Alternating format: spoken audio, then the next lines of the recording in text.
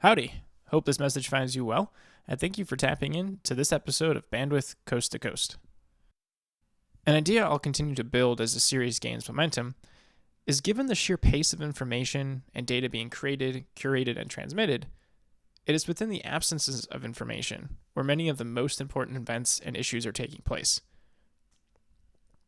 With everyone getting a tailored message from an algorithm, their chosen news authority, or a social media account, what we pay attention to seems to increasingly get smaller and smaller as it gets more fractured within. Just think for a quick moment. Most people at the time this episode is broadcast are spending most of their time on politics and coronavirus. Regardless of where you stand on the spectrum of those perspectives, or the convergence of the two, we're all for the most part sucked into the two vortexes. If it's deep state conspiracies, defaming other stances, shouting to the wind of the absurdity of the other side, it all seems like the air is sucked out of the room for anything else.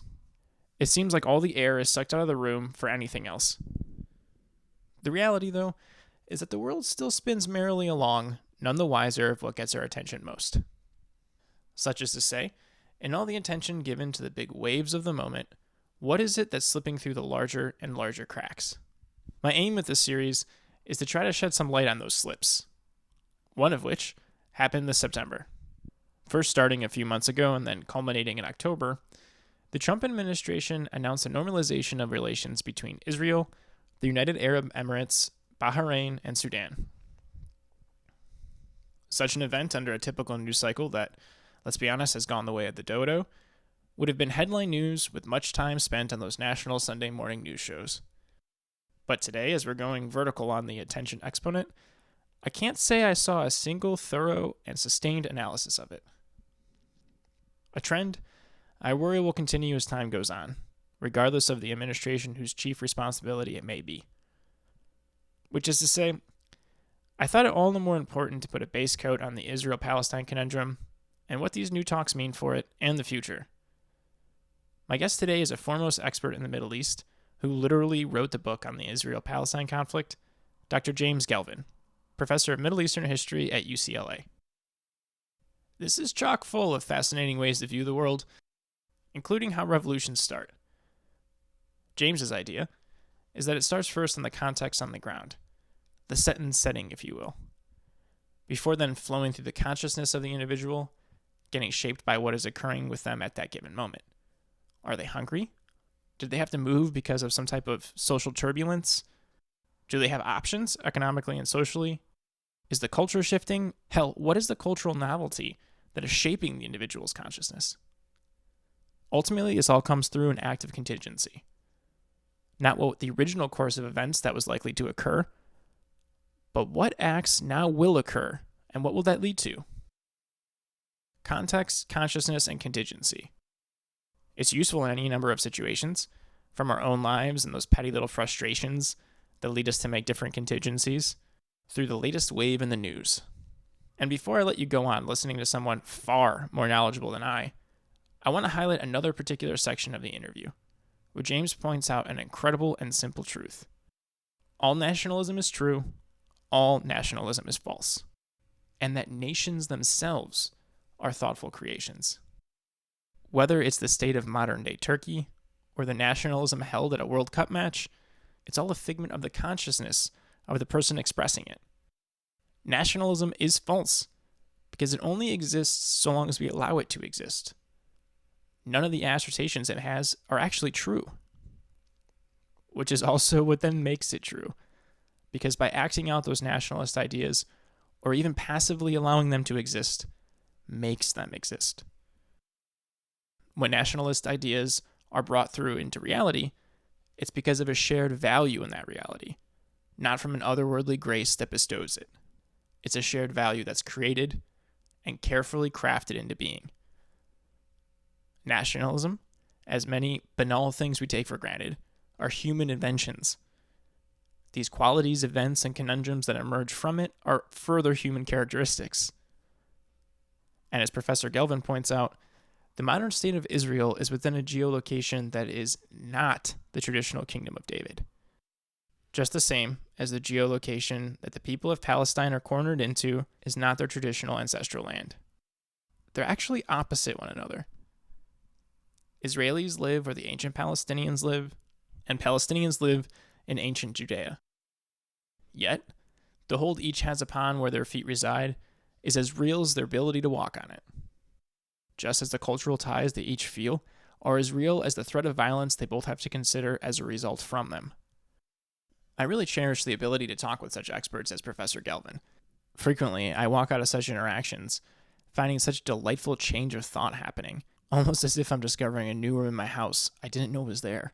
In this episode, we talk through the founding of the State of Israel, the rich and ancient culture of the region known as Palestine, before detouring a bit into the state of the Middle East as a whole, if the Arab Spring has run dry, how the Middle East is the most food insecure region in the world, how neoliberal policies create a lot of civil and economic unrest, before coming back around and giving a speed course on Israel's regional policies, wars, what are the Oslo Accords, why are they dead, and why should we care? I've listened to this episode a few times, and I keep coming back with a new line of thought. So without further ado, my interview with the author of books The Israel and Palestine Conflict, as well as The Middle East, What Everyone Needs to Know, along with several other articles I encourage you to check out, Professor James Gelvin.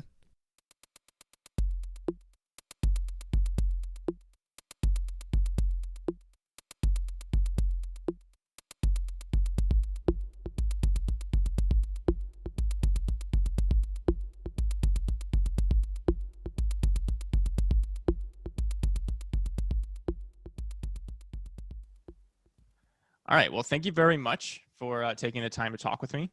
Thank you. Real quick, just can you introduce yourself so we have it, and then we can get started? My name is Jim Gelvin. I'm a professor of history, modern Middle Eastern history at University of California, Los Angeles. Awesome. And hopefully the weather is a little not as gloomy as it is just south here in San Diego. No, but we still get the smoke from the wildfires. Yeah, that basin really traps it, huh? Yeah. Well, thank you again for taking the time. So like I mentioned, there's a question I ask all of my guests, and it's just kind of to bring the humanity out of all of us. And that's, what do you like to do that makes you happy? I like traveling, and I sort of miss it now that we're in a pandemic.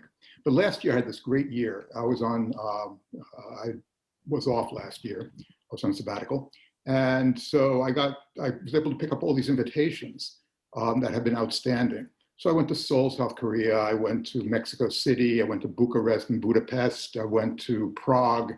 It was just traveling all the time. It's just absolutely wonderful. I love traveling too. I'm obsessed with culture, to be honest. And I love the sense of wonder and appreciation you get for other cultures and your own. Seoul and Budapest are some of my favorite cities in the world. I love Budapest. Budapest is incredible. Budapest is just wonderful. Bucharest, I was invited by the central bank to give a lecture on the new Middle East. And so they just waltzed us right through customs and passport control and stuff like that. Put us a 5-star hotel. It was just absolutely wonderful, overlooking the other side of the river. It was just like, it was a dream. That sounds beautiful. That sounds really great. I love the architecture in Budapest in particular, and kind of I really like what they did with what they call it, like those ruin buildings from the Soviet Republic that kind of just got dilapidated, and now they've turned into breweries or clubs or things like that. Right. Like it's amazing to me, like how they took something so stark and cold and turned it into something so vibrant. Yeah.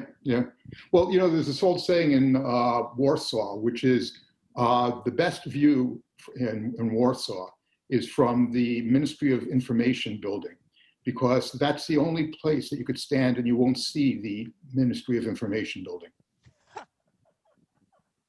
That's really great. I love that humor. That's really good.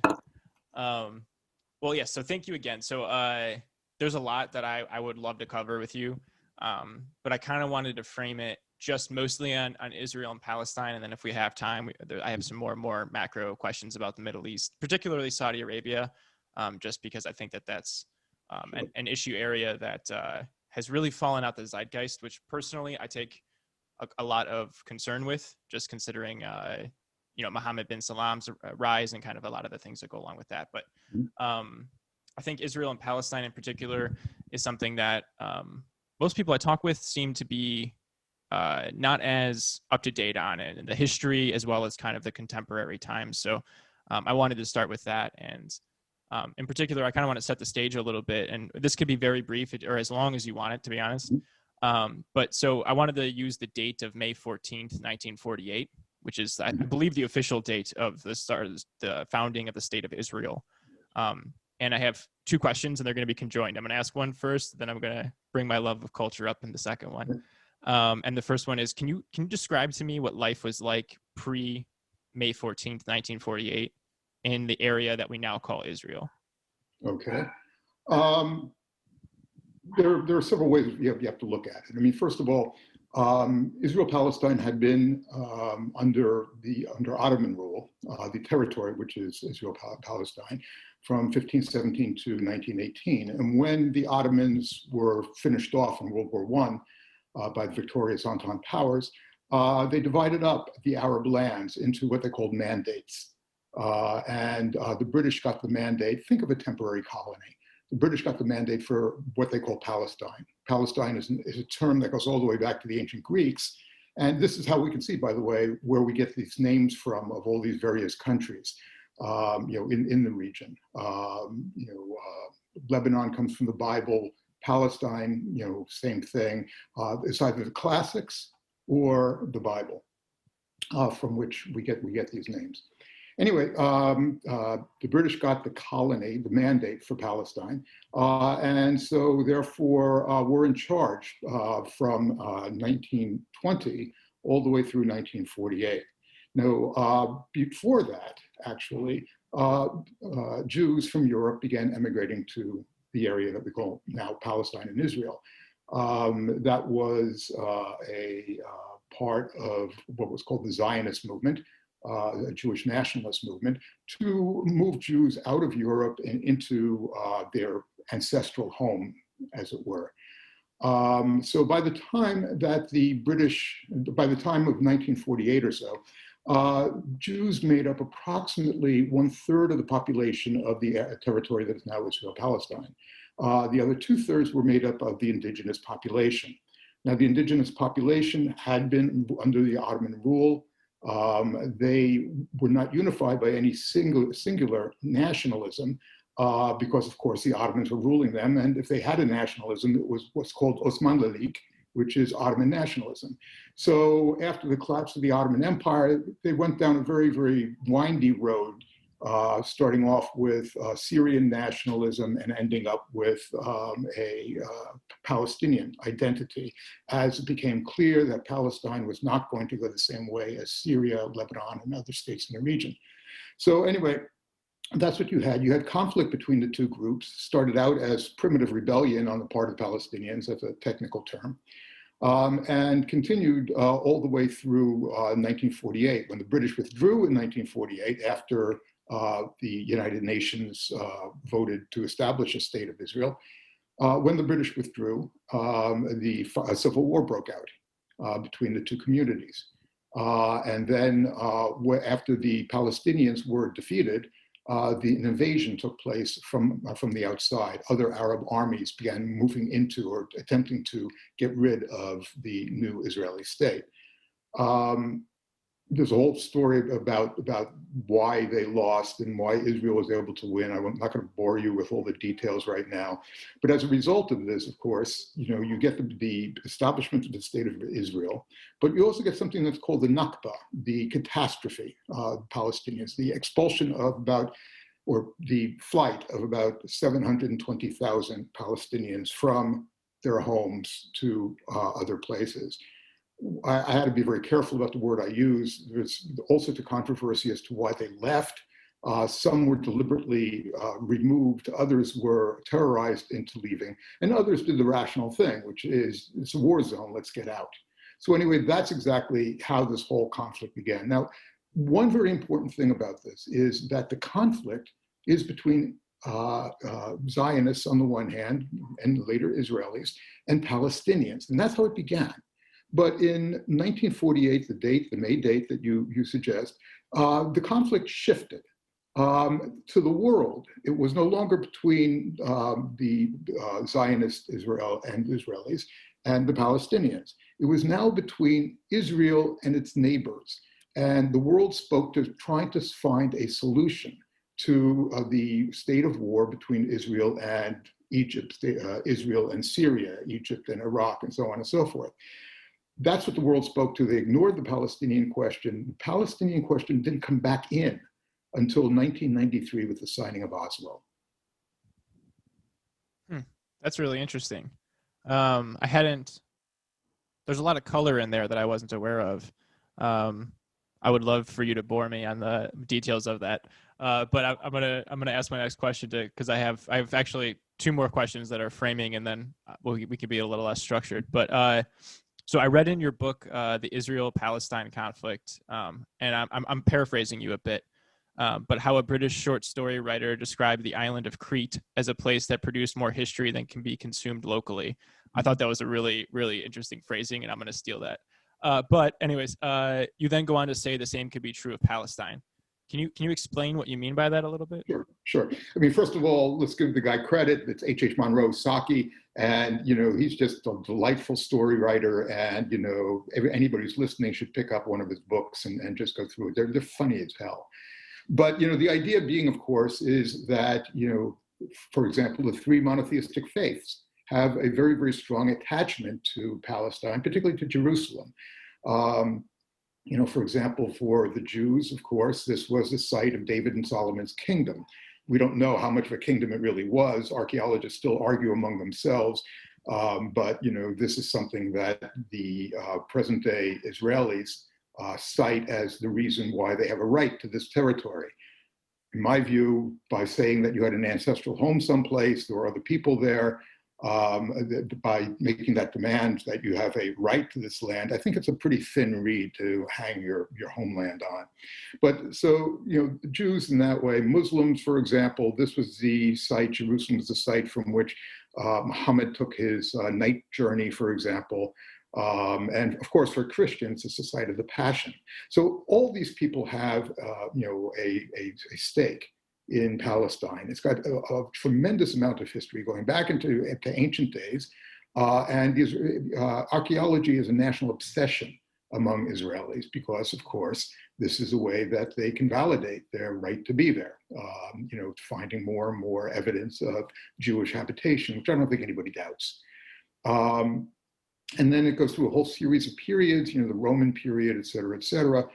So fundamentally, there's a lot of confluence of histories taking place in this one very, very tiny territory. And I can't stress enough how tiny it is, actually. I mean, Israel is the size of New Jersey. And Israel makes up about 78% of the area between the Mediterranean Sea and the Jordan River.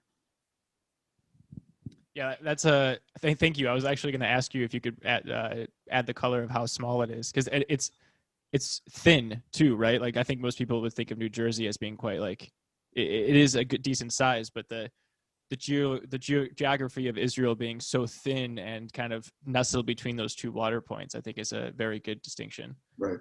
But actually, very interestingly, the site of present-day Israel is the site that used to be inhabited by the Philistines and Canaanites. Which archaeologists are saying are really one, they were blended people. And the site that is now the West Bank was where Jerusalem was and the whatever it was, a kingdom of David and Solomon was. So it's a very interesting thing that maybe to solve the question, all they got to do is swap territories. I'm sure they would love that. That's so you're saying like ancient Judea is actually closer to the geolocation of what is now the West Bank. That's interesting. I didn't know that. Yeah. It's also interesting, by the way, that Jerusalem was not built by David and Solomon. It was built by a group called the Jebusites. It was conquered by David. So basically a way to resolve the whole damn Jerusalem problem is to give it back to any Jebusites who might be still around. There we go. We can find a few of them, I'm sure.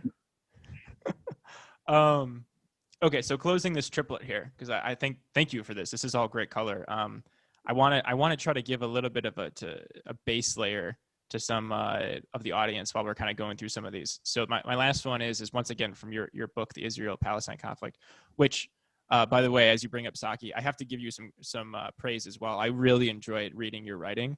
I thought your conversational tone and the way that you kind of dryly put things and then follow it up with some facts and all of it. Like, it's very, very entertaining to read, and particularly some of your articles I was enjoying quite a bit. Anyway, so you say how Zionism and Palestinian nationalism were cast in the same mold, but neither are foregone conclusions. So I want to ask, how were they kind of cast in a similar mold, and what could have pushed them one way or the other to result in perhaps a different conclusion? Well, all nationalisms are cast in the same mold. It's not just them. It's basically French nationalism, Italian nationalism, Chinese nationalism, and so on and so forth. I mean, fundamentally, what you're saying is that there are certain assumptions that you have with nationalism, that, for example, you form a distinct people, that the world is made up of distinct peoples, that these distinct people can be identified by a certain number of characteristics, like maybe language or maybe religion or something along those lines, that this distinct people has a special relationship with a piece of territory that maybe it was born in, or maybe it had its renaissance in, or something along those lines. And then finally, that this nation travels through time, that the same nation that was there in ancient times, let's say, is there in the present time. So, for example, the Jews of the Zionists believe that the Jews of the biblical period are the same people as the Jews of the present time. Now, if we were to meet anybody out of the Bible, we would have very little to talk about, basically, because we just think in so totally different ways. And yet we think of them, people think of themselves as parts of nations that travel through time. Now, I like to tell my students that all nationalisms are true, all nationalisms are false. Nationalisms are true in as much as they create nations where nations had not existed. So they're true. But all nationalisms are false because they create nations where nations had not been and had not existed. Now, I tell this story every year to my students, and the thing that mystifies me is how the hell they write this down. But who knows? Anyway, the thing about both Palestinian nationalism and Zionism, Jewish nationalism, is that both of these nationalisms were born in a world in which people thought in nationalist ways. But there was no reason to believe that Jews would become a Jewish nation, or that Palestinians would become a Palestinian nation. I mean, for example, the bulk of the world's Jews, when Zionism was founded, were in Russia. And the only reason why Jews didn't become Russian nationalists was they weren't allowed to. That the Russian nation, one of its identifying characteristics was orthodoxy. And the Jews were not Orthodox, obviously. So basically, there was that, and there was also Russian anti-Semitism. So they were othered by the Russians. And so they began to see themselves as a nation, not necessarily as a religious group, because this nation included believers and non-believers, but it was an outcast nation within the Russian Empire. By the way, in the beginning, a majority of Jews around the world were not Zionists. There are also other currents as well that attract Jews. Socialism was, for example, various nationalisms were also very popular, other nationalisms, particularly in Western Europe, where Jews were allowed to become equal citizens. So Zionism was not inevitable.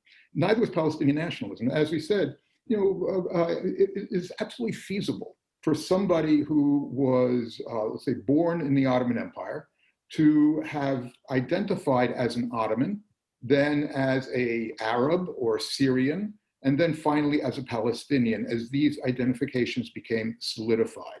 It's also very possible, by the way, that people don't identify as any of these. As a matter of fact, until there was a strong Palestinian nationalism, which began to develop really in the 1930s, there was a whole diverse way in which people thought of themselves. That's really fascinating. I'm a big fan, and I'm a personal huge influence in my life was Admin Malof's book, In the Name of Identity. And that really, what you just said right there was making me think back to some of the stories he uses as analogies there, where one group of person, you follow them through a 30-year history, and their first identity that they tell you will change throughout time. And it's usually in relation to what the conflicting identity is. So I appreciate that distinction, because I mean, I think identities are such a trap now more than ever, but I won't go into that. And it's almost always fluid, but it's something that is so fluid that even in our own consciousness, we may not even notice. Yeah, absolutely, absolutely. There's this whole discussion over the course of the election, of course, about this thing called Latino, excuse me, a Latinx identity, and whether it actually really exists. What does, for example, somebody who is a recent immigrant from Mexico, who is, let's say, working class, have in common with, let's say, an upper class or formerly upper class Venezuelan in Florida?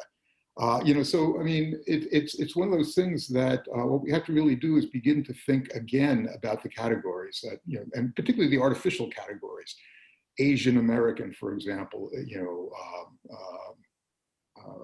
a Latin American.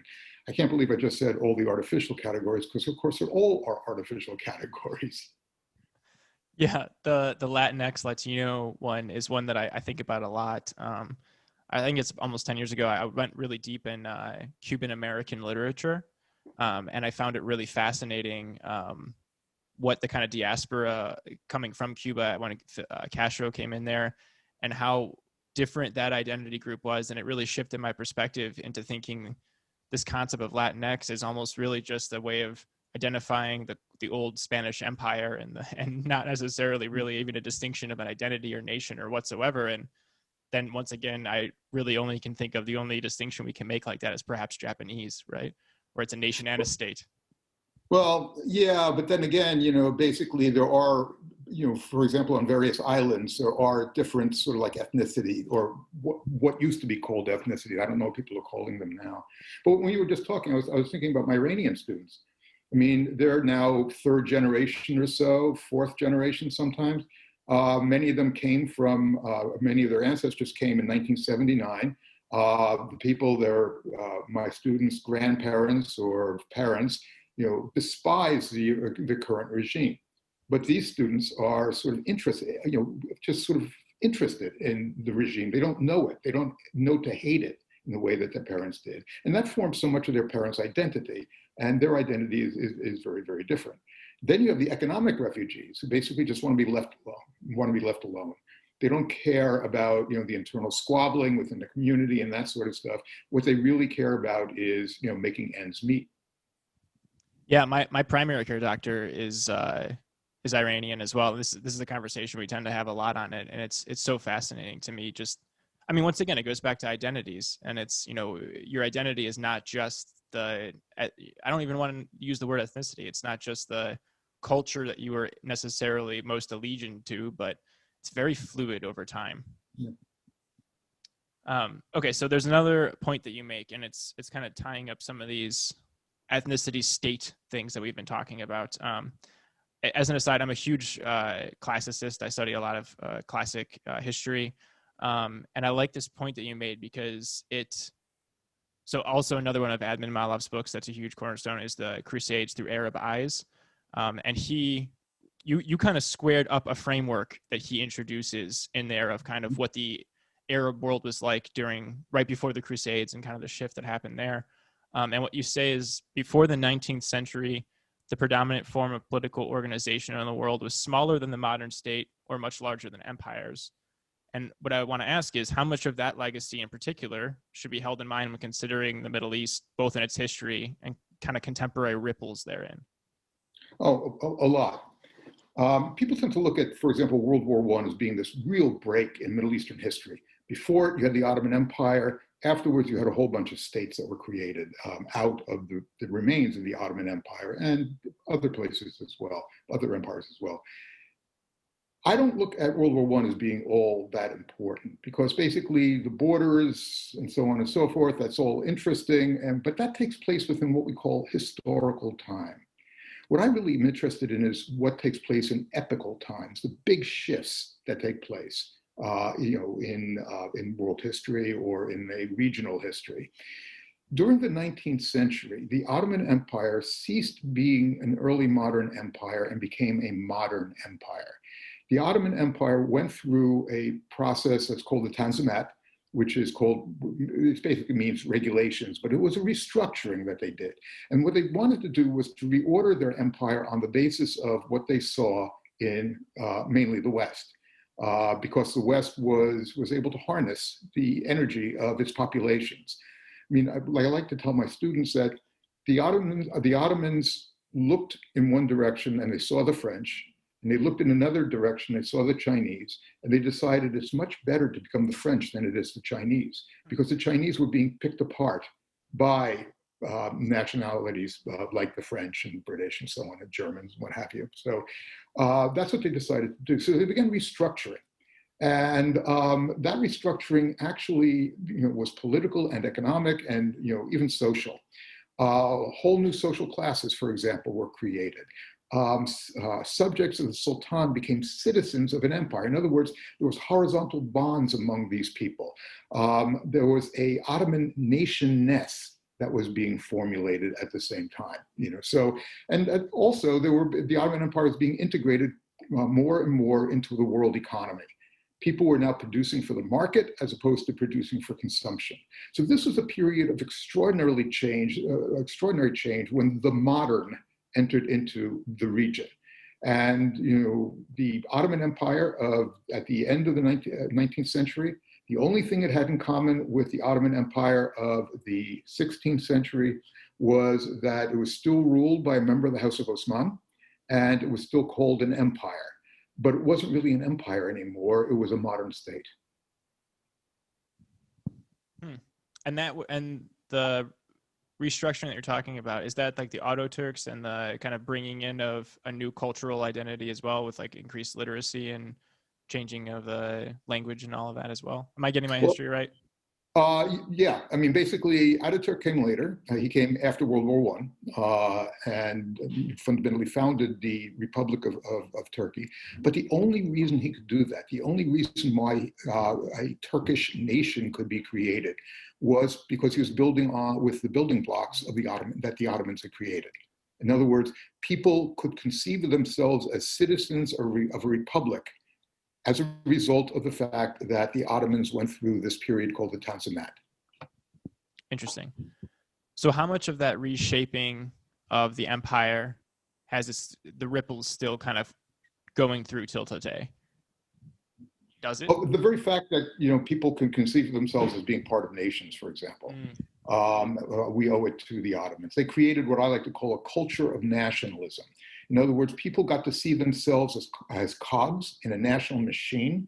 They got to be part of that national machine. In other words, they would be conscripted into the military. They would be using the same laws and same rules of contracts. They would be speaking, or at least the official language would be the same throughout the empire, and so on and so forth. So people would be engaging in practical activities with a whole bunch of other people. And this would create what political scientist Timothy Mitchell calls a structural effect. In other words, if you're a cog in a machine, then what you're going to do is see that machine as being an actual thing, as being a nation, and yourself as being part of that nation. And this is what was created during, in the Ottoman period. Now, afterwards, for example, the Turks could, or Ataturk could take advantage of that. And say to people, you're not an Ottoman anymore. What you are is Turk, and, this is what we're going to do. This is the sort of laws we're going to have. This is the sort of relationship that we expect to see among our citizenry, and so on and so forth, and the responsibilities of the government towards the citizens and the citizens towards the government. So all these things were made possible because of what the Ottomans had done. I really like how you kind of brought that together.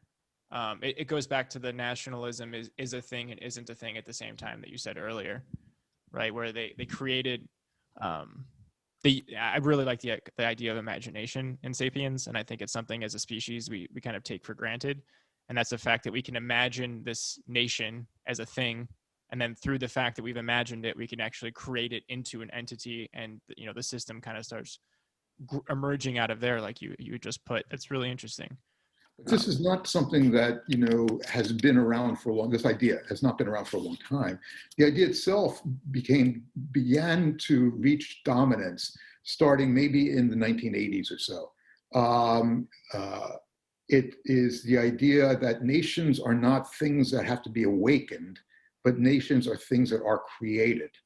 And it used to be that you would talk about you could trace a nation all the way back in time and this, that, and the other stuff, but this is called constructivism. In other words, nations are not primordial. They're not entities that existed all the way from ancient times, or in the case of the United States, from whatever date you want to give it now. These are nations that are constructed, and they're constantly being reconstructed as well, reimagined as well. And they're not just being reimagined as a single entity, they're being reimagined by a whole variety of people who are imagining them in different ways. I mean, for example, a Native American male, 65 years old, is not going to imagine his community, his national community in the same way as a teenage girl, for example. Yeah. No, and I think that is such a foundational point, that nations are created. And it's something, okay, so I'm going to shamelessly plug, I had this old professor, and I brought it up in the last episode before this. He has this book called The American Aeneas. And what he claims in this, and he has quite a bit of backing to it, is how the myth of America was created, how this national character identity was created by the founding members of America, and it was called back to Rome, right, in ancient Rome and the ancient Roman Republic, and that was all intentional. And everything from our architecture was, of course, part of the neoclassicist movement that was popular then, but also the fiber was in there. You can read it through Jefferson's letters to Adams all the way through just discourse then, and that's something I think that we it's hard for us to notice because it's so ingrained in our daily lives, especially now during an election and all these type of things, that we don't realize that what this all is once again, it's just like you said, it's our imagination. Well, in my transformation of what you said, which is our imagination created this concept, and then through creating it and us collectively believing in it and then acting upon that, we now have a nation, as opposed to, and then it starts entering this weird feedback loop where it can kind of change and alter and shift course from there. But once you have something kind of set, you can go with it. And you can see in a lot of mass movements throughout history, if you take that lens of how nations were either the concepts were created and used to spark a movement, or altered and emerged from there. Like you can see like Mussolini in Italy is a good example of that, especially from all the kingdoms and various different states he kind of collected into one. And well, he didn't, but how Italy was going through that time. That's a really fascinating point. Okay, so here we're going to jump a little bit forward into more contemporary. We're going to go back to around the 60s now. And so you made the mention of how there was conflict shortly after the founding of the state of Israel. And I want to move a little bit past that to the 6-Day War. And if you wouldn't mind just briefly explaining what the 6-Day War is, and then my question on it is that war still relevant in the modern geopolitical landscape of the Middle East? And if so, how much of that has to do with a relationship of Israel to the United States? Well, the war was, after the foundation of the State of Israel, it was boycotted by the Arab states, and there was no peace treaties that were signed, although there were attempts to do so. And there was constant tension back and forth. There was tension over, for example, who's going to get the Jordan River, which states would take what amount of water from the Jordan River. There was also tension about, there would be raids. Palestinians would raid back into Israel to take their abandoned property, or sometimes commit acts of sabotage or even murder. The Israelis would not go after these people per se. What they would do, though, however, is to go after the states from which these people came. The idea being that if Fidei launched a raid from Jordan, then what they would do is hit Jordan back, and then the Jordanians would police their borders much better. This did not endear Israel to the neighborhood. And there were several really bloody raids that Israel conducted. Ariel Sharon was the person who was the Unit 101, the famous unit. There were several bloody raids, in Gaza and in Jordan, and so on and so forth. So there was tensions there. The tensions began to escalate in 1967 as a result of this. You can see 1967 was really a first water war. Because the question was who was going to control the waters of both the Jordan River and the plateau area, that was, in the Golan area. The Syrians began to fire on Israelis who were attempting to divert the Jordan River. Tit for tat things would take place, and then there would be, dog fights and so on and so forth in the skies over the area. And then the Soviets got involved. And the Soviets said that it sent a telegram to Gamal Abdel Nasser, the president of Egypt, saying that the Israelis were massing troops on the Syrian border. Now, the interesting thing about this was that the Israelis were not massing troops on the Syrian border, that the Russians made it up out of whole cloth. But the more interesting thing about it is that Nasser knew that the Russians were lying to him. So he had this idea that the reason why the Russians were, had done what they did was that they would hold his coat if he went to war with Israel. In other words, the Russians did the exact same thing that the Germans did with the Austrians in World War I. They gave, according to the Egyptians, they gave the Egyptians a blank check to go to war. So the various Arab states entered into an alliance. They felt they could weather the first blow from Israel and then strike back. They didn't weather the first blow from Israel. Virtually a vast majority of the air forces were almost completely obliterated, or 70 or 80% obliterated on the ground. And in a place in the wide open spaces like the Sinai, for example, who controls the air controls the ground. So the Israelis had complete air dominance, and the war was over in 6 days. So, that's why they call it the 6-day war. So the war is really relevant. I mean, there are other details of this that I left out, of course, about the closing of Straits of Tiran and stuff like that as well, that escalated the tensions. But you can read my book in order to get those details. The 67 war, let me start off in a different way.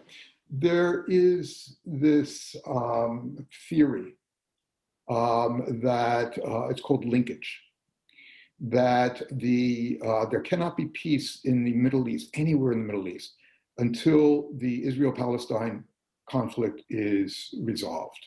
And the reason for that is because the Israel-Palestine conflict roils the waters throughout the Middle East, okay? And it's called linkage, and it's complete bullshit. There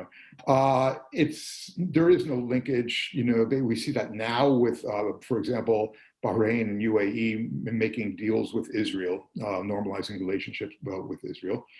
But there is no such thing as linkage. What that means, of course, is that the Israel-Palestine two conflicts, Israel-Palestine on the one hand, Arab-Israeli conflict on the other hand, are not all that important. And, we talked about the size of the state of Israel, which is 78% of that territory. You could talk about the populations involved. You could talk about the number of casualties. I mean, there's been about 125,000 people who were killed in wars, various wars. Now, of course, every life lost in a war is tragic. But think about how many millions of people have died. I mean, they're talking about upwards of 1 million people died in the Iran-Iraq war, for example. And how many people died in the Rwandan genocide or in Kosovo and so on and so forth? Far more than 125,000. So it's a very, very small, tiny little piece of the Middle East. Now, the reason why we care about it so much has to do with, again, American support, as you were saying, and also the fact is that Israel was important for, during the Cold War, very important to the United States during the Cold War, when, they were basically our policemen in that part of the area. That, of course, has pretty much changed now that the Cold War is over. But the 1967 war is important for the Israel-Palestine conflict in the same way the 1948 war is, because every issue that's unresolved now came out of either 1948 or 1967. Borders for a future Palestinian state, for example. Jerusalem. They both came out of the 1967 war. The right of return came out of the 1948 war. So these wars still leave their imprint on the area. Thank you for making that distinction. I had something that you said is sticking with me. So there's a few things that I study quite closely, and one of them is water, because I think that that's going to be the resource that we're going to be fighting over the most. I mean, we saw it in Syria more recently in contemporary times. But you said that in a lot of ways, the 1967 Six-Day War was the first water war. What do you mean by that? Well, we're seeing similar sort of things taking place now, for example, in between Egypt, Sudan, and Ethiopia, the headwaters of the Nile, and how much water Egypt is going to get. I mean, you're absolutely right. Particularly now, water is a major issue. It's always been. I mean, it's not a particularly wet region. There's increasing desertification, area becoming desert, throughout the region. And so scarce water supplies are getting scarcer. And this is particularly happening in part because of global warming. I mean, you mentioned what was going on in Syria, for example. Syria, for 5 years before the uprising, had the worst drought. Meteorologists are having an argument about this, whether it's the worst drought in 500 years or the worst drought in 900 years. Okay. Now, this caused an influx of population to the cities. It also caused greater demand on the government, which was not responding to those demands, et cetera. Now, I wouldn't go so far as to say that the drought caused a Syrian uprising, but it is one of the elements that people translated into grievances, grievances which they translated into action against their government eventually. So as we approach this period of global warming, or dramatic climate change, what we're going to see is, particularly in the Middle East, conflicts over water. And it's already taking place, and it's both internal to countries like in Syria, or external to countries like 1967, for example, which was in part a water war, and what's going on now on the Nile River. And the situation is bound to get worse. There's another aspect of it as well. The Middle East is the largest food importing region in the world. Wow. Okay. It's totally dependent upon food imports from the outside. And it used to be, for example, that Egypt got a bulk of its wheat from Russia, but then Russia had a series of wildfires in 2010 and stopped exporting wheat to Egypt again, and prices shot up, okay? Water is absolutely necessary for agriculture. There used to be two states in the region that were actually food exporters, grain exporters. One of them was Syria and the other was Saudi Arabia. Hold on, my alarm clock in the background. Okay, that's over. Thank God it's not 12 noon. Only 2 o'clock.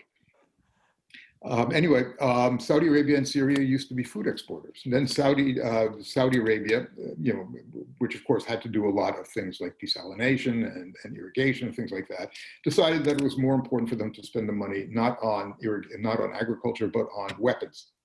And of course, Syria ended up with this horrific drought, 5-year drought, that sort of thing. So there are no food exporters anywhere in the region anymore. And as I said, the region is heavily dependent on food imports from various areas that may or may not be able to export food to the region.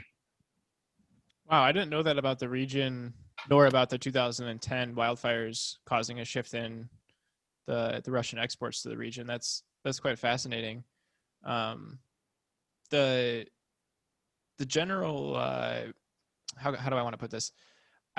I looked at the Syrian conflict quite a bit. I was studying abroad in Taipei actually when the Arab Spring happened, and it was I was at a graduate university there, and it was most of what we were talking about.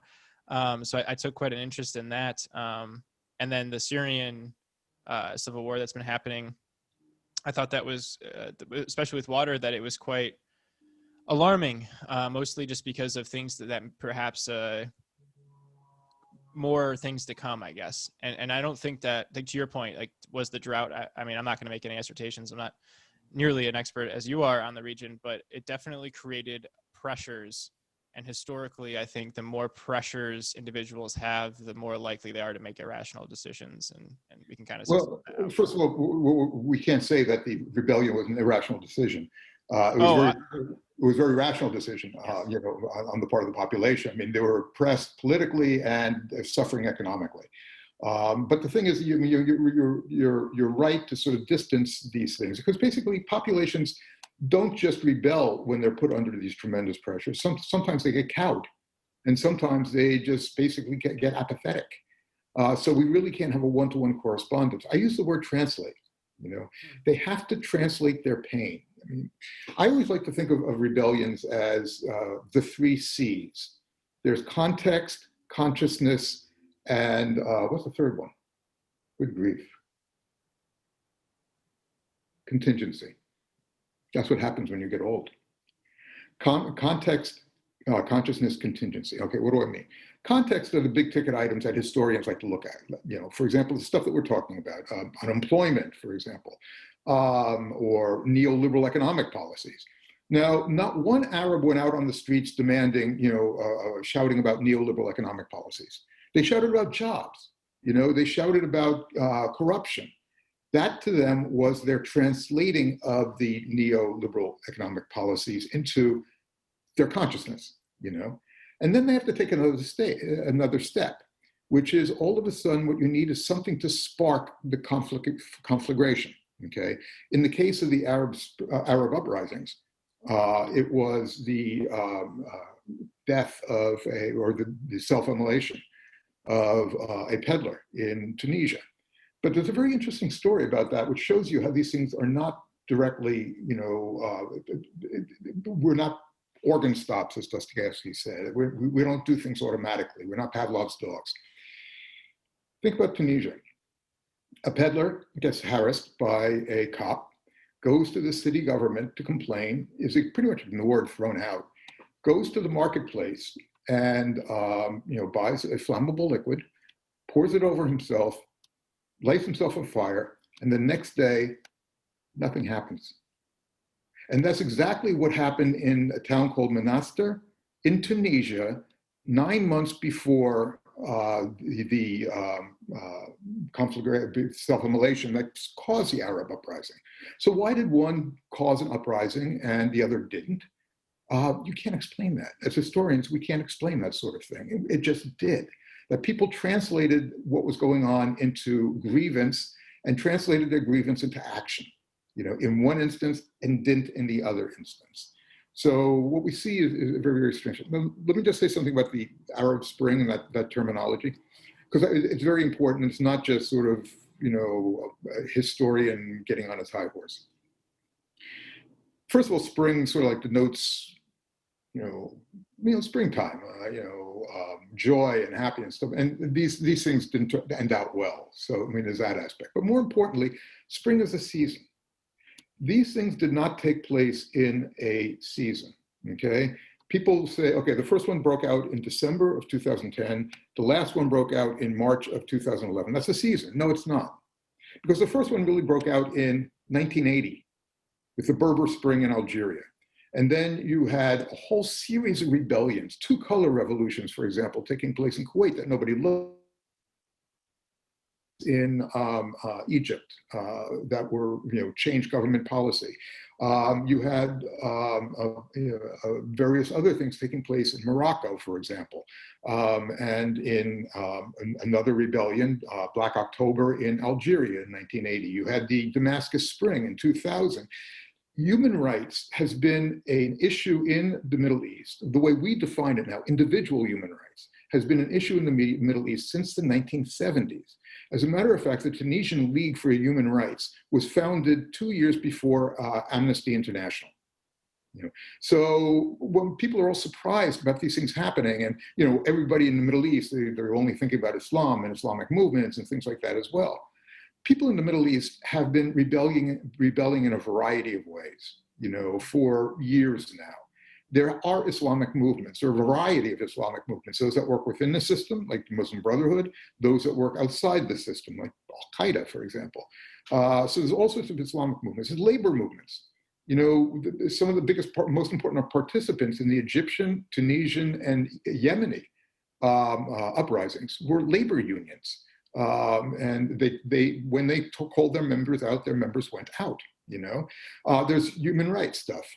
That's people agitating for human rights. A lot of the Iranian Revolution was that basis, was human rights and anti-imperialism, mixed up together. And it was only later that the mullahs got in charge of it. So basically, we have a whole variety of things taking place, including this, the fight for human rights that was so on the table during the Arab uprisings. I appreciate that distinction. I sometimes like to call the time we're living in as the age of certainty. And I mean that in sarcasm, because I feel like most people feel very certain about things. But the truth is that everything is a spectrum, and we can categorize areas or regions as certain ways, but really that's more black or white thinking. And the reality is everything is across the board quite a spectrum of really anything. I'm going to go back to Israel and Palestine, but while we're here, I had a question for you, and it is: has the Arab Spring run dry? And if so, is Tunisia an outlier? It's an interesting question. This particular wave of the uprisings is over, and Tunisia is so far an outlier. Tunisia also is tenuous. But I certainly wish them the best of luck with their experiment, but it's still ongoing. They've got problems, particularly jihadis in Tunisia, economic problems that will not be resolved with a neoliberal program. So they've got real problems, but they're trying to deal with them. This particular wave is, however, pretty much shot. It's gone. Now, I say that at the same time that we see offshoots of uprisings taking place in various other places, in the Sudan, Algeria, and Lebanon. Now, those particular ones pretty much have been wiped out by COVID. People are not massing on the streets, for example, in Lebanon, because people are afraid of COVID. So it's not that people are fundamentally, happy with the regime or whatever. There's a lot more talk, by the way, among people I know there of emigration than there has been in the past. But it's that, people don't want to mass on the streets like they did during those heady days of the big Lebanese demonstrations. So that's something that has been affecting the stability of the region. Actually, COVID has made the region more stable than it had been beforehand.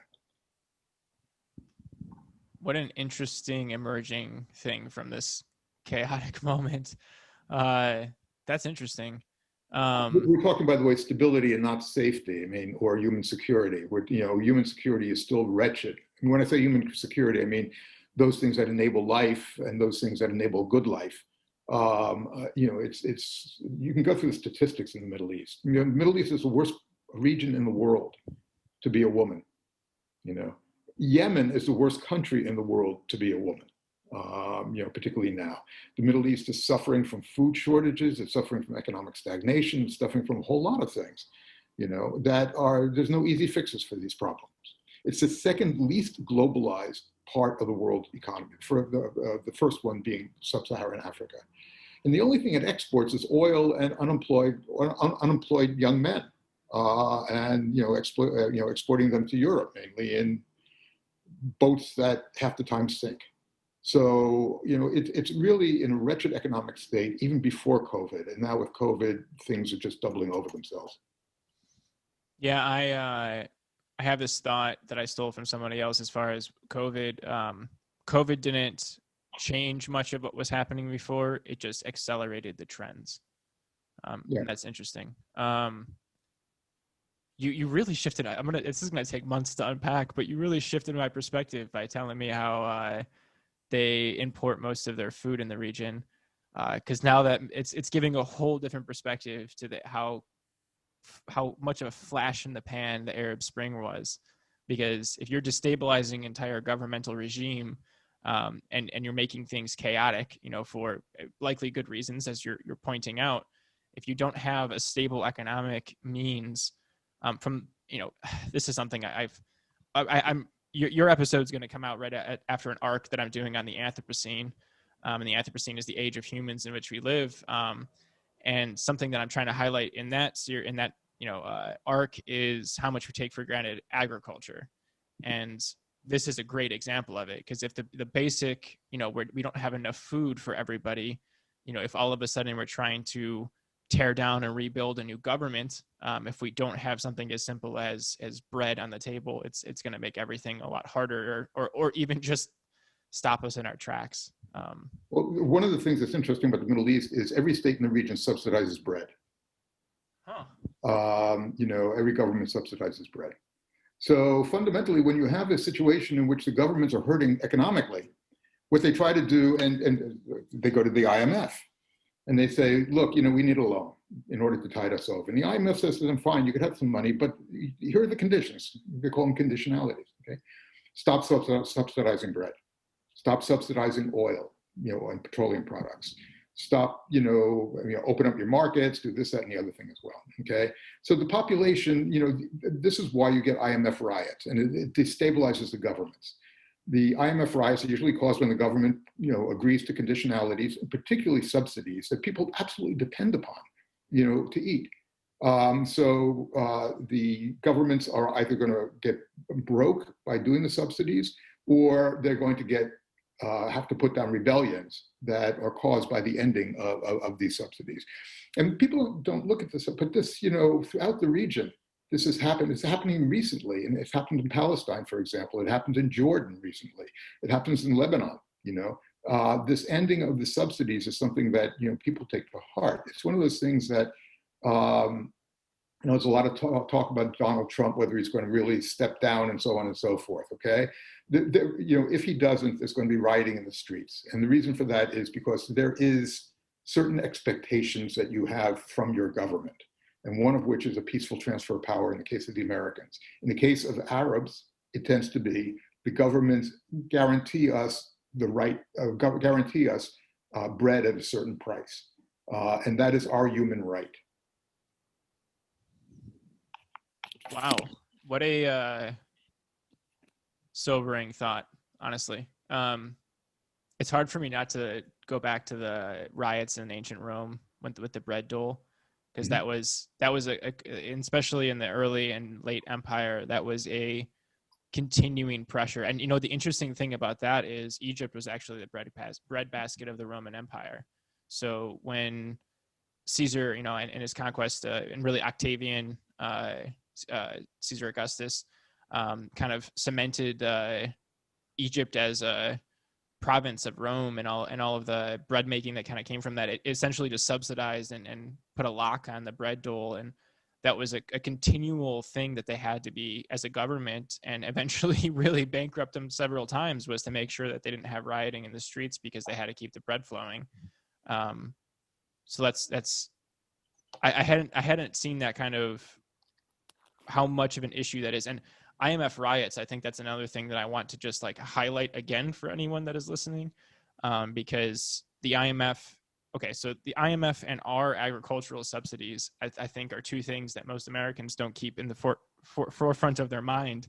But when it comes to U.S. American, foreign policy, backing the IMF and the loans in which they give, and then having agricultural subsidies here, have ripple effects across countries being able to maintain their own balanced budgets because of interest to IMF loans, and then also having to compete with American prices on the market, with especially, as I put it, a hungry China, that's becoming all the more tenuous.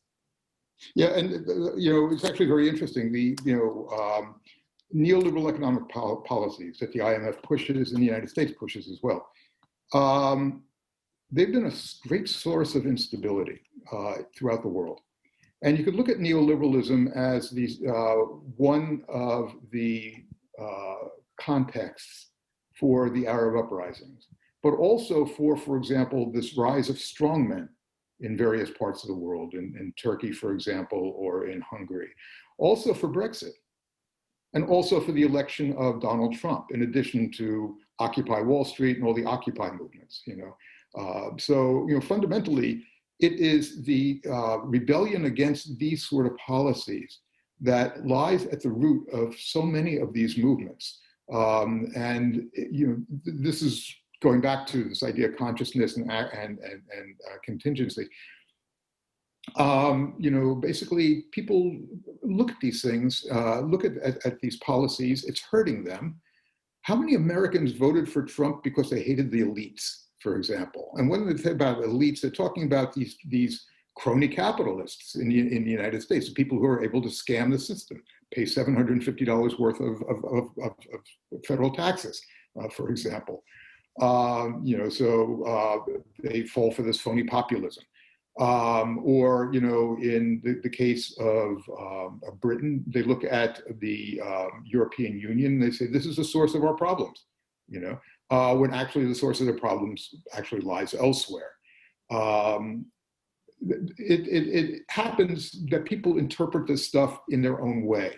And their movements happen in the same way, by place, in a different way.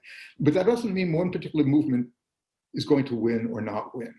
If you have a rejection of neoliberal economic policies, you can come up with Donald Trump, but you could also come up with Bernie Sanders and Elizabeth Warren, and you could also come up with Occupy Wall Street, So there's all sorts of ways that, people's consciousness leads them in specific directions.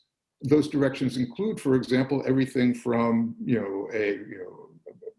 right-wing populism to, I guess, what you can call left-wing populism.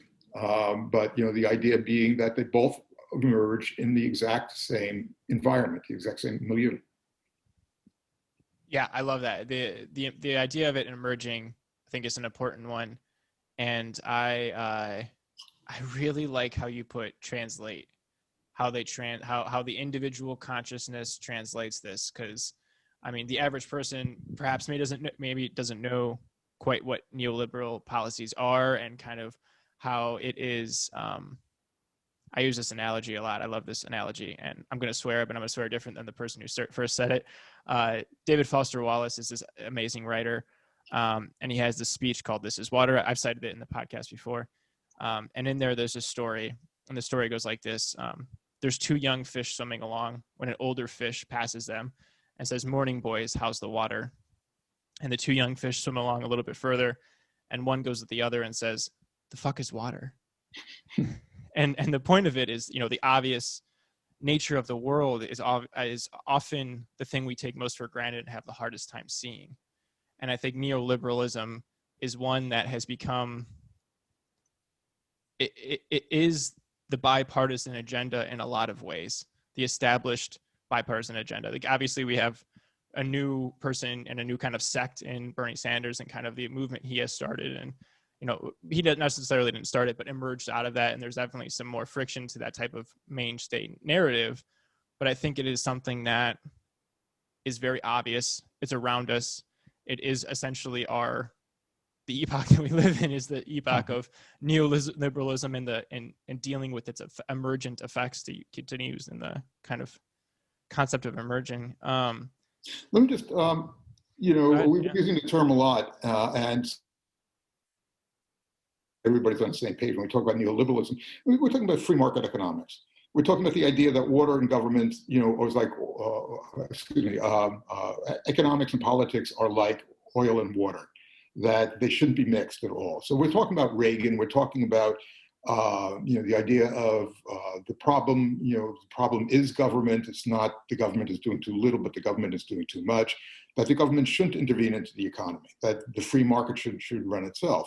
Now, basically, think of this as an ideology like any other ideology. Economists like to think of themselves as scientists, or at least social scientists, and that they're trying to find the laws of economics and the rules of economics. And the secret is there are no rules and there are no laws, because fundamentally it comes down to a choice. What do you want your end product to be? Do you want your end product to be, for example, the full employment? Then you have Keynesian economics. Do you want your end product to be that the government just lets you alone and you think that a rising tide carries all ships? That's nonsense, of course, but that's what they claim. Then you want a very, very different. So it's based upon outcomes, and science is not based upon outcomes. Science is based upon laws that are inflexible. So we're in this era now. I don't know how much longer we're going to be in it, because fundamentally there are too many people who are objecting to it. You can always sell the American people, though, a pig in a poke by telling them, look, it's all about freedom, and that's how we've come to accept this. I mean, basically, think about how, for example, the fight over face masks came about. It's all about freedom, individual freedom. No, it's about being a moron. Yeah.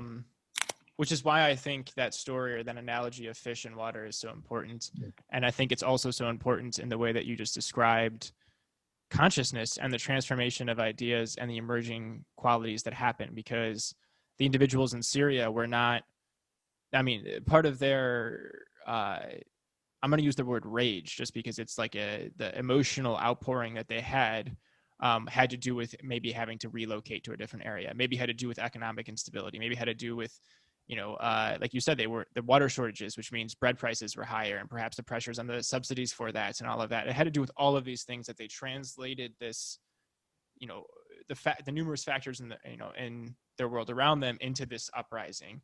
And, it is in those obvious things that we take for granted and kind of the current that we're pushed into swimming in, that we tend to lose sight of that, which I think is why I'm going to be mulling over those dynamics, as well as the importing on the Middle East for quite a few months, I think.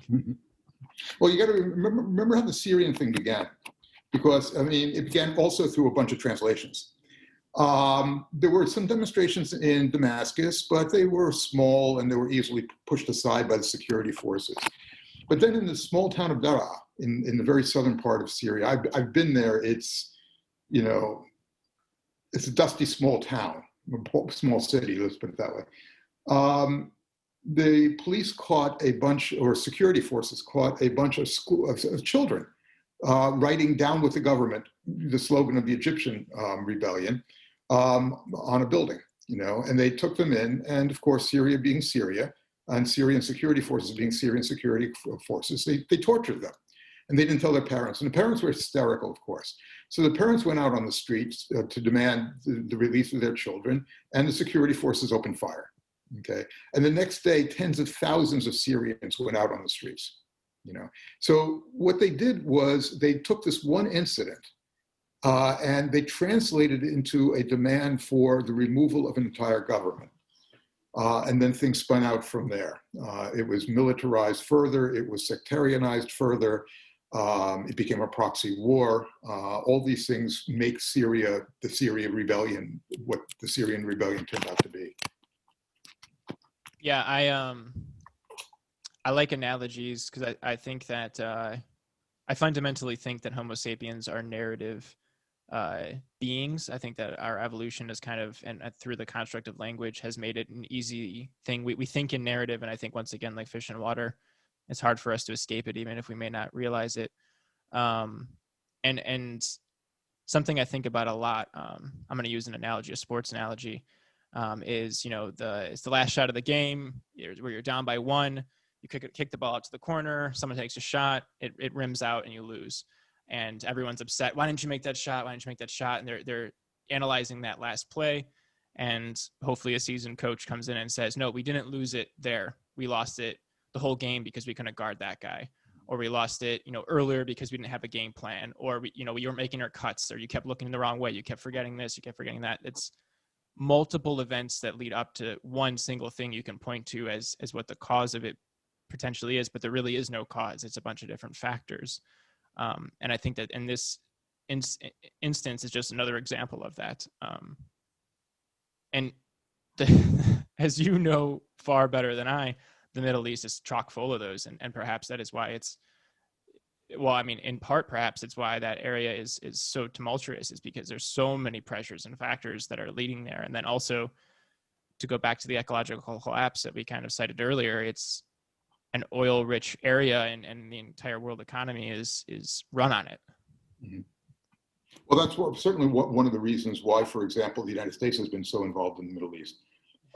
It's oil is a major factor. I mean, not just for the United States. The United States knew at the end of World War II that it needed Middle East oil, not for itself. As a matter of fact, there was prohibitions against importing more than a certain amount of Middle Eastern oil into the United States. The oil companies convinced the Republicans of doing that.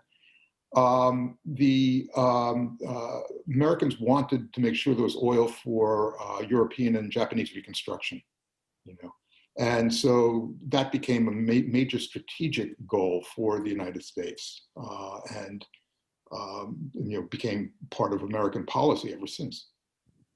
Yeah, I'm currently searching for an expert on the United States plan post World War II. So if you have anybody that you can connect me with, that'd be great, because I think that something else that we take, our entire economy and the boom that we've had as an American kind of dominance in the world and the last remaining hegemony and all of that, is really riding these really brilliant and subtle decisions that were made at the end of World War II, of which one of them you just highlighted. Like I think it's Eisenhower, the famous picture where he's sitting with the leadership of Saudi Arabia, and they're making this accord of kind of, actually Roosevelt. Roosevelt, and kind of they're making the agreement as far as Saudi oil kind of going through the region, and that was such a brilliant play, because there's Germany, there's a lot of reasons that they lost the war. Russia, obviously, but they're resource poor, especially in oil and all that, definitely kind of was a big factor in all of that. So for the Americans to come in and say, we're going to try to stabilize the world through oil, it was a really interesting thing at a time when everyone else was expecting them to take such a different stance. It's fascinating. So I want to go back. To Israel and Palestine real quick. And you mentioned the Oslo Accords in the earlier part of it, and how important those were. Could you help us understand what the Oslo Accords are and why they matter? Yeah, the Oslo Accords are until the Trump administration, between 1993 and the Trump administration, were provided the fundamental framework for negotiations between Israelis and Palestinians. The first accord, there's two Oslo Accords, one of which is mainly, the details of how to work this stuff out. The first one, though, is probably the most important because it contains what's called a Declaration of Principles, which is, for the first time, the Israelis recognized a Palestinian nation. And the Palestinians recognized Israel as a nation and state. Now, the thing, of course, is that why do I add that state thing on? Because the end result of Oslo was never sort of written into Oslo. We don't know if the framers, for example, wanted to have a Palestinian state at the end, or wanted to have some sort of relationship between Palestine and Jordan as the ultimate goal, which is what Rabin wanted. But the idea was that for the first time in 50 years, the conflict returned back to the principles, what it's all about. The conflict, a lot is being made of normalization between Bahrain and UAE and stuff like that, and what this means for the resolution of the conflict. It means nothing for the resolution of conflict. The conflict isn't between, or never was between, Israel and Bahrain or Israel and the UAE. It's always been about Israel and the Palestinians. And you could try to ignore it, you could try to disengage from it, you could try to crush the Palestinians, as has been done, as people have talked about. But what you can't do is ignore it, and you have to go back there sometime. So there hasn't been negotiations. I believe the last one was 2014. There haven't been real serious negotiations between Israelis and Palestinians. The Trump plan now throws a roadblock into making any more advances, because fundamentally what it does is it upsets the whole Oslo apple cart. Oslo was built upon the idea of, okay, we got these problems from 1948 and 1967. how do we, the principals, Israelis and Palestinians, go about resolving them? And the United States could, nudge one in a certain direction or nudge the other or try to in a certain direction. But never under Oslo was there this idea that we're going to put forward an entire plan. And the plan is going to consist of Israel is going to take this, you're going to take that, and so on and so forth. Okay, this is exactly what Trump, did. There is little to be left to be negotiated. Jerusalem is Israeli. It's united and Israeli. So you can't negotiate that. There will be no right of return. There are no such things as the only refugees are the people who fled in 1948. Everybody else is being defined out of that category. Palestine, there will be a Palestinian state, which will not include the Jordan Valley or most of the Jordan Valley, and will not include areas in which there are settlements. They'll have the rest of it. And basically, it'll be disarmed. They won't have control over their water resources. They won't have control over their electrical grid. They won't have any ports and that sort of thing. The state will be fragmented into a variety of cantons, separated by Israeli territory, separated by roads that only people with Israeli license plates can drive on. It'll be separated by various other things as well. So it's basically creating this state. State minus is what it's usually called. Won't be able to defend itself, won't have control of airspace, et cetera, et cetera. Okay, so the Palestinians are being asked to accept this. They're not being asked to, here's a proposal, let's negotiate it. They're being asked to accept it. Of course, the Israelis have accepted it, and of course, the Palestinians have rejected it. There's no chance in hell that the Palestinians will go back at the present time. So I just finished a new edition of my Israel-Palestine book. It's going to be printed in the spring. And in the last paragraph, I talk about Oslo being dead. Now, I don't know what Biden is going to do. I have a feeling I know what he's going to do, which is ignore the region, which is exactly what Obama wanted to do as well, but kept on being sucked back into it. But frankly, there is no good that can come out of spending too much time on this region. The only thing that you're going to get is grief. You validated my thoughts of what potential Biden administration may do. Particularly, I've wondered what he would do with moving the embassy to Jerusalem, and my thought was he may just end up doing nothing because it's not with the political capital. That's really interesting. So now we had the Oslo Accords, and they're now dead, and now we have God, it's so Trumpian the way that it's called, by the way. So you have this new framework, and I want to ask, how did Trump abandon this framework in favor of playing to an let me rephrase this. Trump's abandoned this Oslo Accord framework in favor of playing to an evangelical base that, in your words, is taking a page out of Israel Victory Project. What do you mean by that? Well, first of all, the Israel Victory Project is the idea, the brainstorm of a group called Middle East Forum, which is an ultra-right-wing group. And what they decided to do was to put pressure on Congress in particular and to throw out this new idea. And the idea is this: screw the Palestinians, it's over. We're walking away. You don't have a state, that's fine. We don't really care. We're going to stop taking care of refugees. We're going to start imposing more severe penalties on Palestinians who, if they can, on Palestinians who do bad things in Israel, for example. But the most important thing is that we will give free license to Israel to either destroy the Palestinian national movement or to just demoralize it. It's not going to get anything. Period. The game is over. And the Trump plan is sort of very, very similar. I mean, I can't identify anything in the Trump plan that's practicable that the Palestinians are going to get out of it. They're not going to get, for example, let's look into it. Bill Clinton earned this title Slick Willie because of his ability to split the difference and stuff. So he made a suggestion to the Israelis and Palestinians. Here's a framework for you, and the framework is this, okay?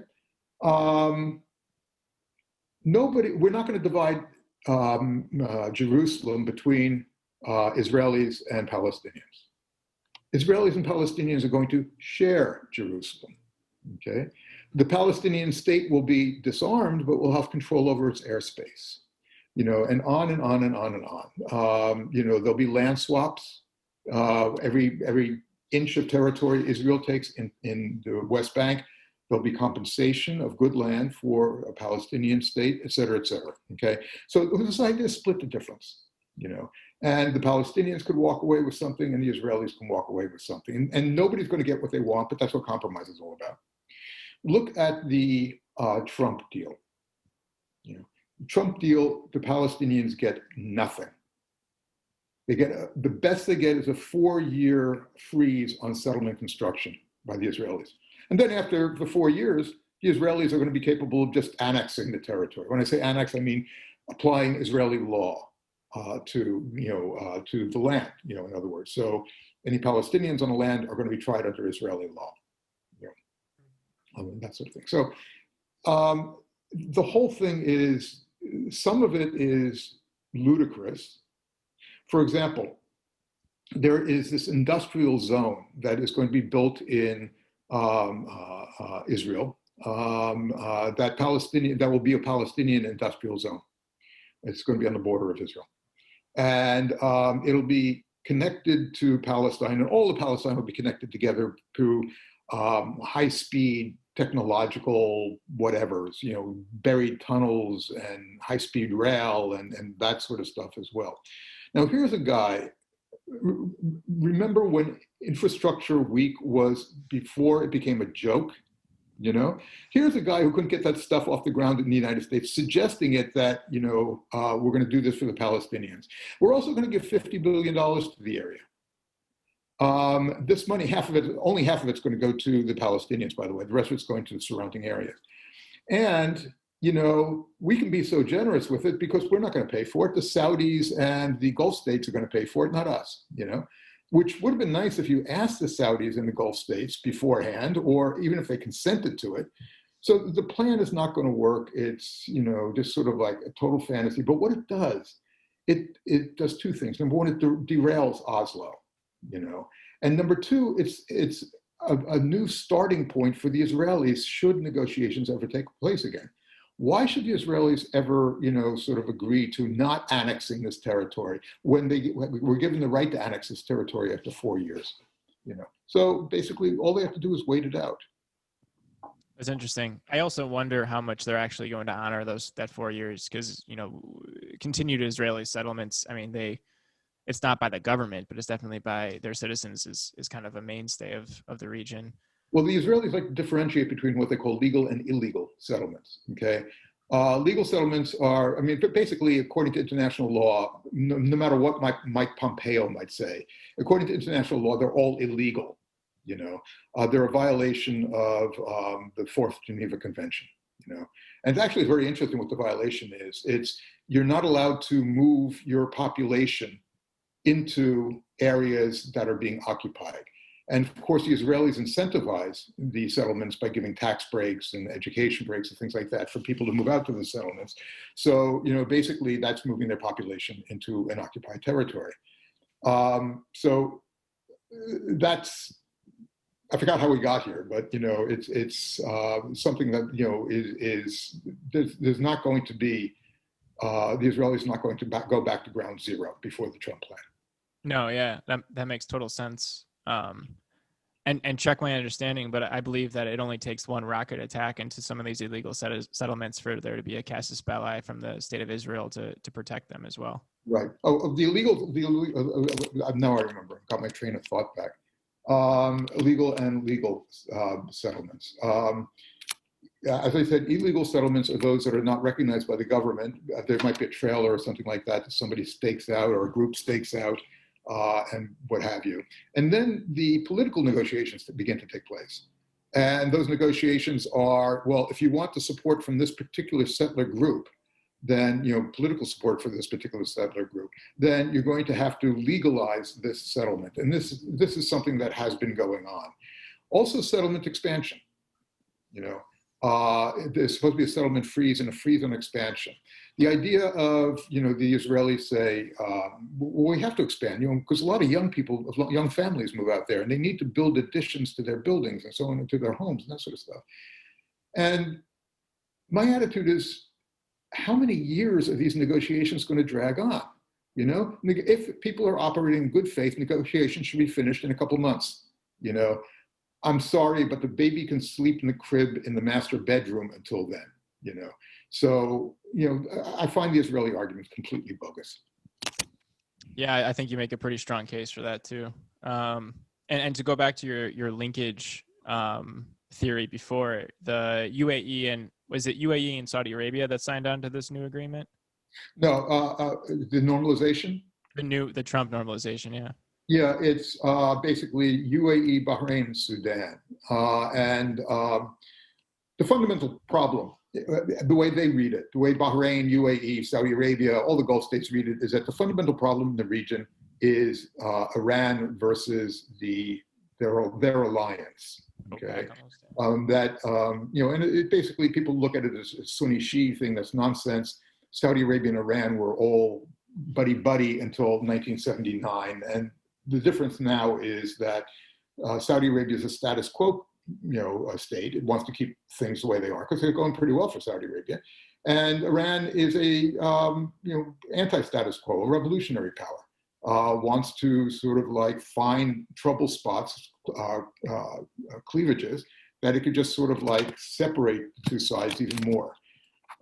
So it's intervened in various places, in the region, the same way that Saudi Arabia has intervened in various places in the region as well, in order to help their allies and to expand their strategic depth. Is what Iran is after.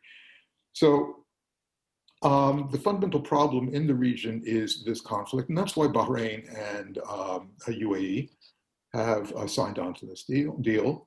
UAE is probably going to get F-35 jets, which are, I don't know very much about aviation, but they say they're state-of-the-art jets, the best that the American arsenal has. Both of them are going to be able to, if relations are normalized fully, are going to be able to get strategic depth from Israel, are going to be able to get technological edge from Israel in their campaign against Iran. And they're also going to get access to the American government, that the Israelis are going to pretty much guarantee. And this has already been seen in the payoff for the F-35s. The United States has also put its finger on the scale for the Sudan as well, which, by the way, is the only one of the three states that was ever at war with Israel. Sudan sent a contingent into the 1967 war. But Bahrain and the UAE were founded in 1971, long after both the 1948 and 67 wars. So, there was that. So Sudan is going to be taken off the terrorist, state-sponsored terrorism list, and it's going to get huge bucks. I think they're talking about $3 billion or something like that. I can hear my inner Trump speaking saying, why are we paying out all this money to these other foreign governments, when money should stay in the United States and they should pay their own way and their problems are not our problems. And we're going to make America great again by bringing everybody, Thank God we won't have that to listen to much longer. Yes, we can hope. Wow. I had no idea of the complexities of Bahrain and that is, man, I would love in some other time to go really deep with Saudi Arabia with you, because that's the actor in the area that I am most concerned about. But the reason I wanted to talk about Israel and Palestine so much in this talk was because it fell out of the news so much, and I was really there's a lot. I mean, I think another tenor of our time or tone of our time is the fact that there is so much information that there's just too much to sift through. And everyone kind of gets lost in these emotional algorithms, if you will. And I knew there was a lot in that agreement that I wasn't understanding, and being able to see through the crystal ball, if you will, of what agreements are on page and what they actually end up being, kind of similar to our nation and imagination idea. But I had no idea about Bahrain and the normalization there. I wonder how much they see the writing on the wall that perhaps America is going to not have as much of an active role in it, and they're kind of trying to take a point to see what's up ahead. I think that's very true. I think that basically there's been a whole bunch of things. One of which was the reason why Saudi Arabia in particular stepped forward. There was the uprisings that threatened a whole bunch of Saudi allies. There's a downturn in oil prices, but there was the Obama policy towards the Middle East, which is basically what Obama wanted to do is he wanted to restore something called offshore balancing. Throughout the Cold War, the United States intervened into the Middle East militarily, very rarely, only twice, if I can remember correctly, and both times was in Lebanon. But what we did was we depended upon our associates in the region to do the police work themselves, and we would be the ultimate guarantor of their survival. So Israel was sort of the American pillar in the Eastern Mediterranean, pretty much against Syria. In the Persian Gulf, it was Saudi Arabia and Iran pretty much against Iraq, and that was what the United States worked on. That was the alliance system. During the Vietnam War, there was something called Vietnamization. The idea being that American troops would come home, but first we will train the Vietnamese to do what American troops were doing, and then we'll withdraw from Vietnam. It didn't happen that way, of course, but this was the same sort of idea that Middle Eastern countries will pretty much take care of their own defense, will work for American interests in the region, and will hold their coats. The reason why, by the way, they'll work for American interests is because their interests were our interests. We were a status quo power during the Cold War, and they're status quo powers. They don't want to see changes, so they're willing to do what we ask. Now, after the end, after the end of the Cold War, the United States began to slowly get more and more directly involved militarily, starting with the Iraq War, the first Gulf War. In which the United States put together this coalition. And then there was the dual containment strategy, which I don't even want to get into. And then finally, the global war on terror and the invasion of Iraq. That was all American military adventures. We had never done that before, And then what Obama wanted to do was to stop that. No more silly American adventures anymore. What we have to do now is we got to pivot to Asia, which is where the future is going to be. And we also have to get out of these quagmires in the Middle East, not just those quagmires, but the Israel-Palestine conflict and so on and so forth. So Obama began to put pressure on Israel to stop settlement construction so they can get negotiations going again. And of course, the Netanyahu government, refused. And the Saudis, and what they wanted to do was, what Obama wanted to do was to have the Saudis take more care for their own defense against Iran. And also to sign this nuclear deal with Iran to bring Iran into the table. There's an interesting Saudi proverb, which is, it's better to have a camel in your tent pissing out than a camel outside your tent pissing in. And the idea of the nuclear deal was to have Iran in the tent so it would piss out. So it wouldn't be a spoiler all the time in the region. Well, that freaked the Saudis out also. So there was the Obama policy about offshore balancing. There was policy for bringing Iran into international councils. So that's when they became really proactive, in the region, which is, what you have now.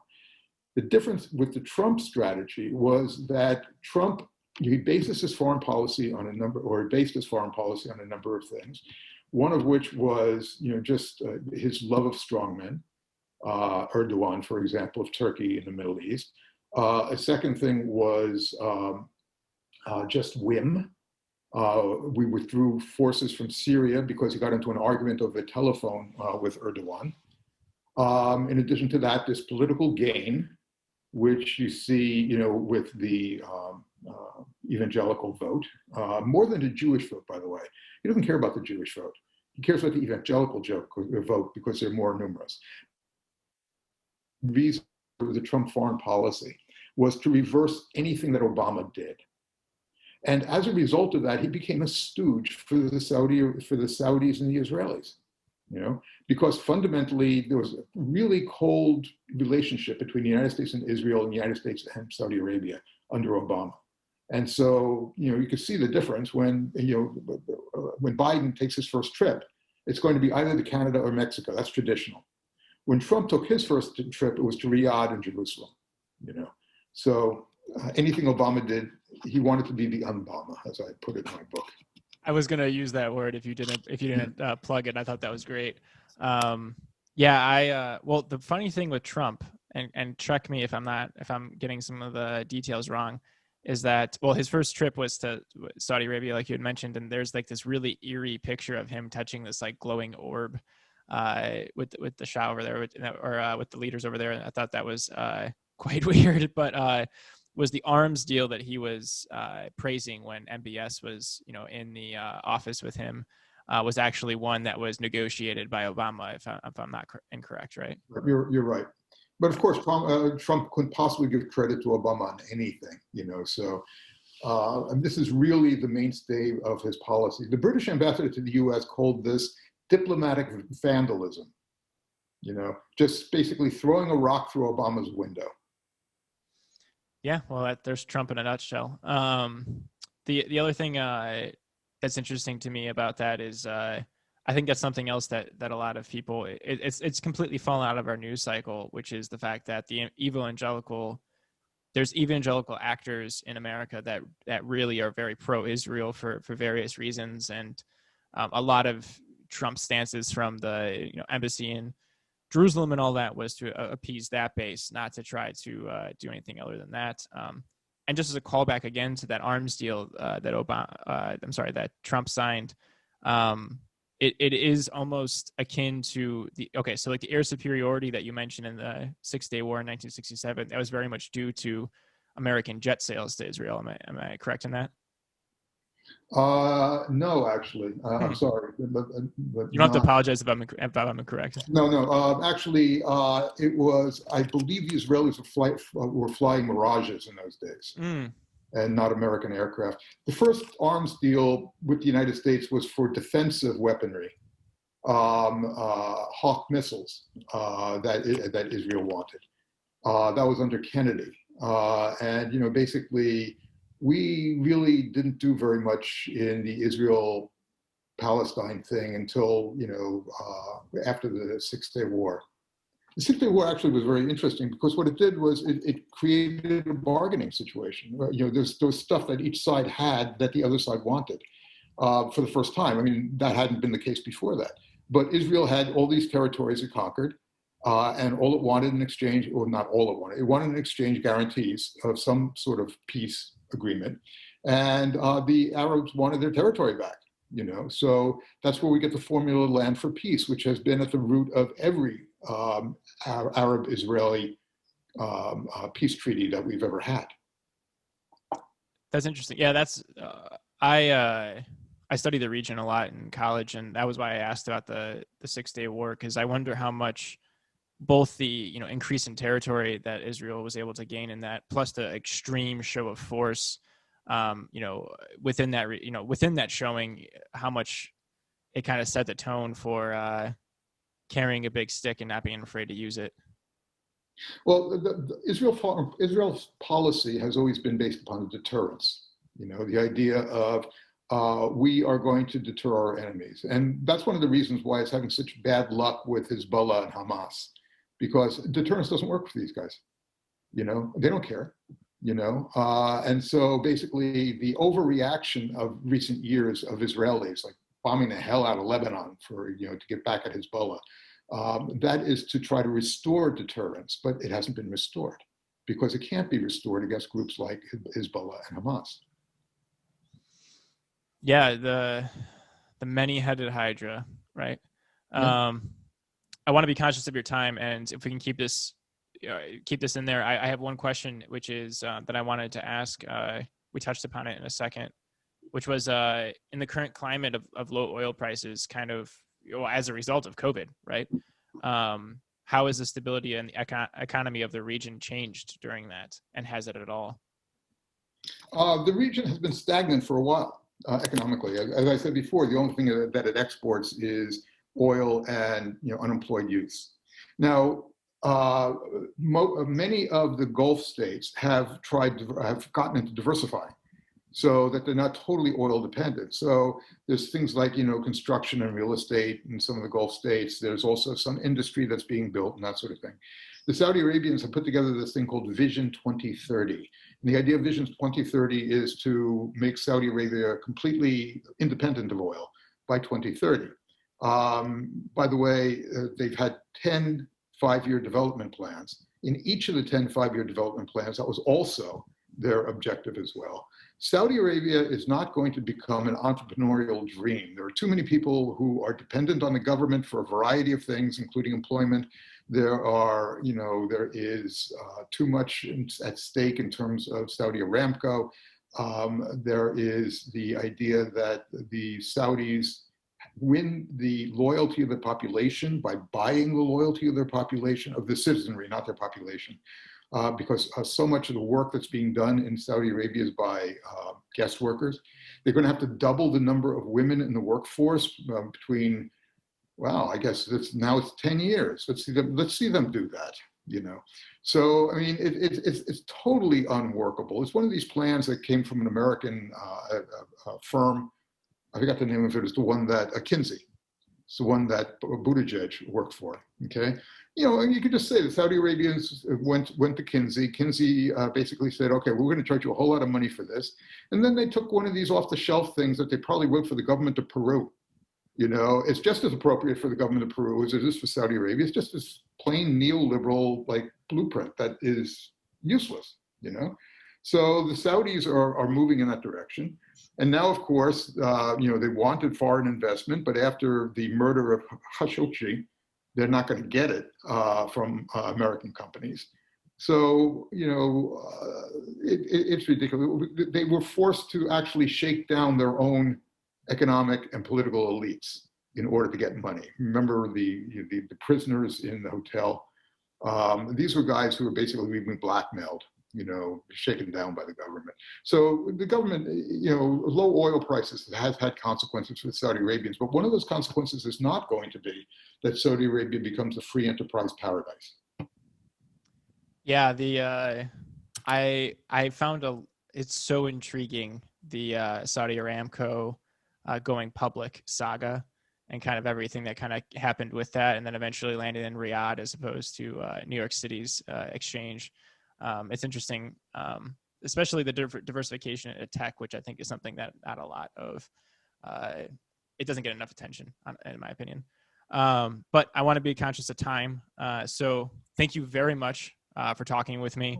If there's anything else you want to add in the closing seconds, I'm going to put your links to your books in the show notes, and perhaps we can have you on again to talk Saudi Arabia or the new edition of your Israel-Palestine conflict book.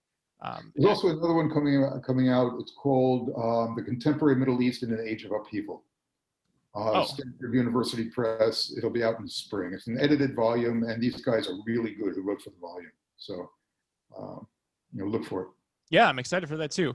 Well, I'm going to pause the recording. We can just wrap in 1 second, but thank you again. I appreciate your time, and I'm very much looking forward to that. And I'm going to definitely be diving into a lot more of your reading after we get off the phone. Thank you.